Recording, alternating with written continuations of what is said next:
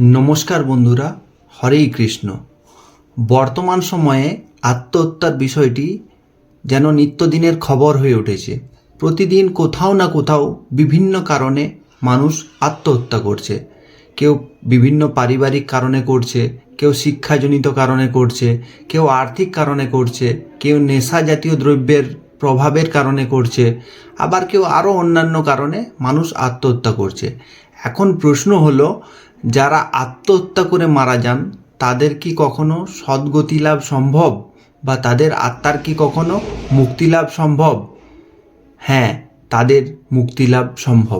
এই প্রসঙ্গে পদ্মপুরাণের উত্তরাখণ্ডে দুইটি বিধানের কথা বলা আছে। কি কি দুইটি বিধান, আসুন জেনে নেওয়া যাক। প্রথমত হচ্ছে, মৃত ব্যক্তির পিণ্ডদান যদি কাশীধামে গিয়ে করা হয় তাহলে তার মুক্তি লাভ সম্ভব।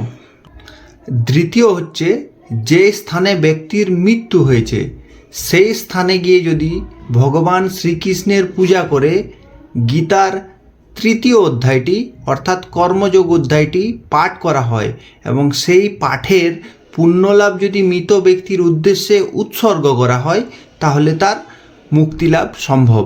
তাহলে আসুন আমরা সকলে মিলে আত্মহত্যা নামক নোংরা শব্দটিকে নরকে পাঠিয়ে কৃষ্ণ ভাবামৃতে যুক্ত হয়ে হরিনাম সংকীর্তনের মাধ্যমে ভগবত ধামে ফিরে যাওয়ার চেষ্টা করি।